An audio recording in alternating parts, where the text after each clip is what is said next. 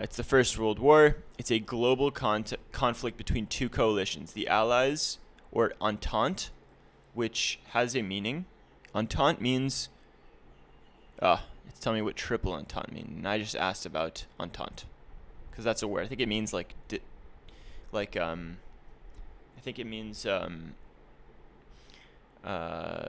like kind of treaty.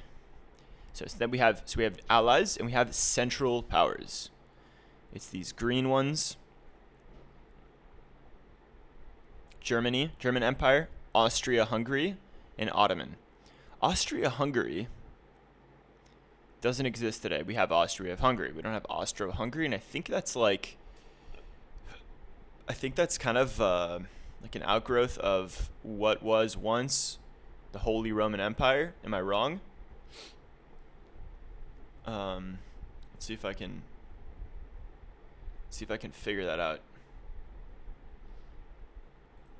Austro-Hungary. Right. So when I see Habsburg monarchy, I mean, actually, yeah, the Habsburg isn't necessarily Holy Roman, but they were in it. I'm mincing stuff and mixing stuff. This isn't accurate. Let's go back to that another time. But anyways, it's so yeah, we have central powers, which are Germany, Austria-Hungary, and Turkey, which make this cool like diagonal. And then we have the Allies, which is insanely like so much more than that small diagonal,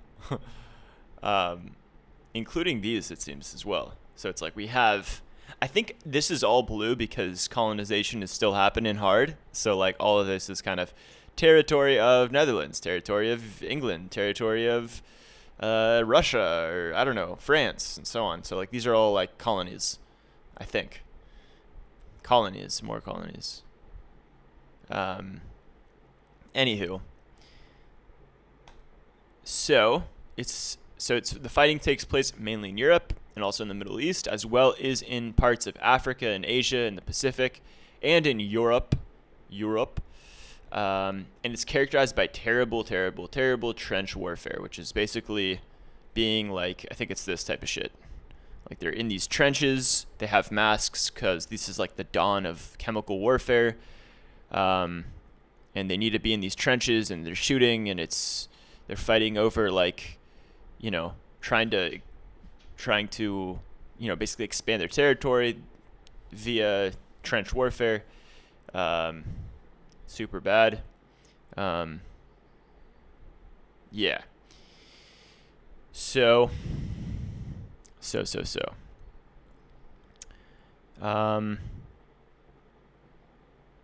trench warfare, widespread use of artillery, machine guns, chemical weapons, and the introduction of tanks and aircraft, which is super cool. So like aircraft start, like the dawn of like kind of warfare, aviation, and warfare, like air warfare, is I think in World War I.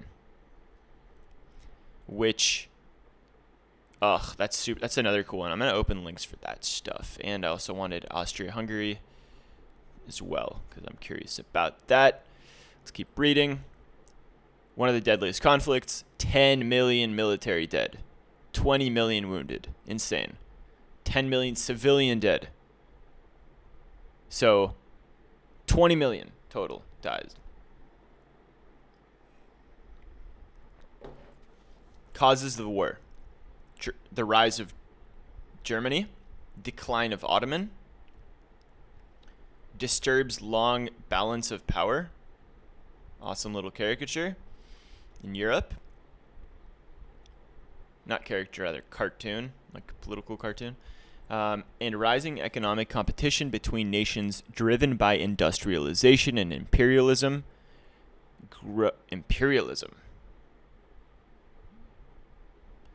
Growing tensions between the great powers and the Balkans. Reaching a breaking point. Gavrilo Princip, Bosnian Serb. He kills the Austro-Hungarian, the heir. I think it's Franz Ferdinand. And that sort of blows shit up. that really blows stuff up. Austria-Hungary blames Serbia, of course, because he's a Serb, a Bosnian Serb. And they rightfully declare war. And then Russia is like, oh, no, because they had this sort of agreement to help them out. They mobilize. Germany, who's allied with freaking Austria-Hungary, declares wars on Russia and France because they had an alliance. And the United Kingdom enters after Germany invades Belgium.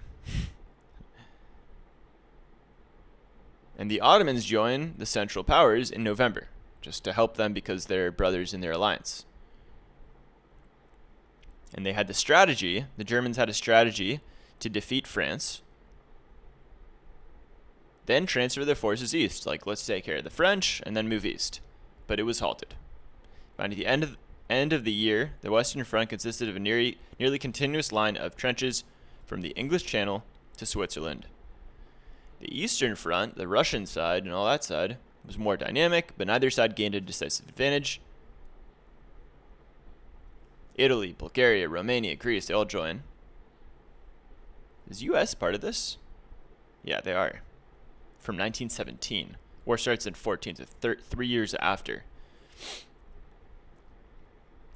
they join. Where was I? Yeah, major battles include Verdun, the Somme. Don't know how to say it.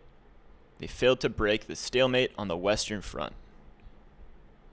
So in 1917, U.S. joins the Allies after Germany resumed unrestricted submarine warfare against Atlantic shipping. So that's kind of the straw that breaks the camel back. They're messing with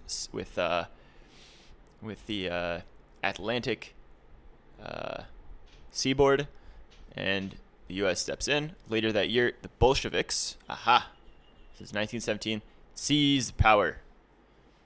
And we have the October Revolution, which is in 1917. Soviet Russia signs an armistice. What is that?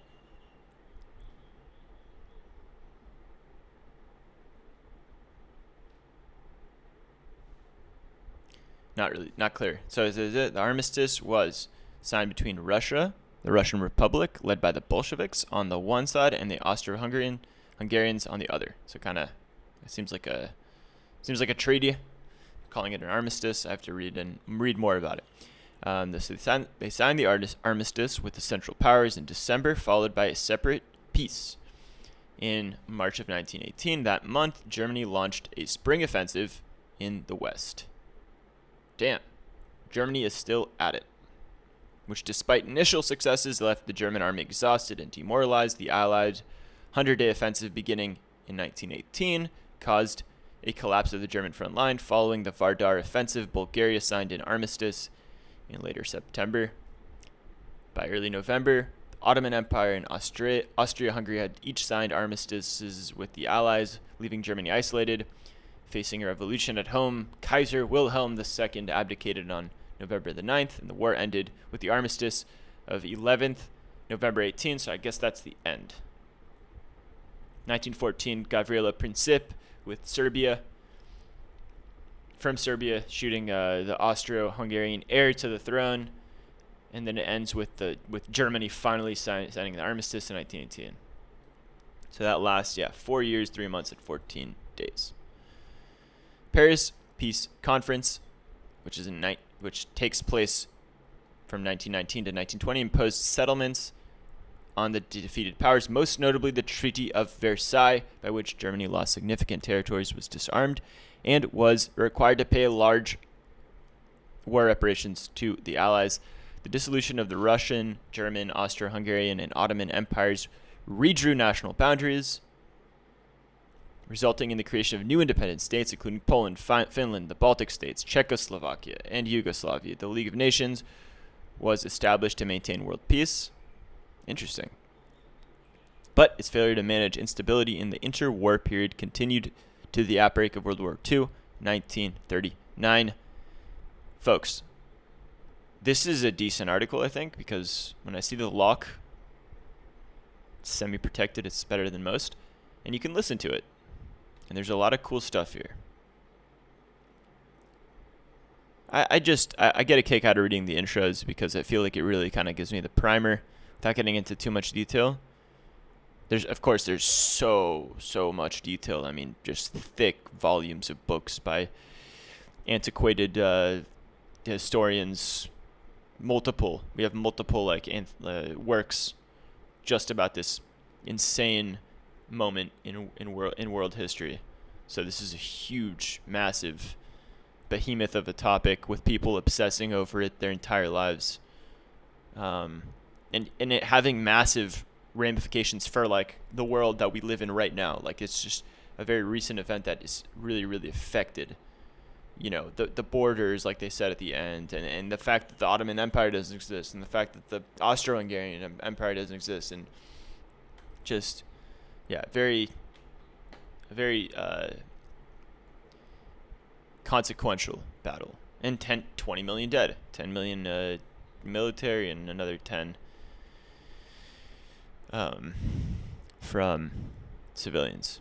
Anyways, that's it for this one. By the way, if you made it this far, you enjoyed me, you listened, you didn't subscribe, shame on you.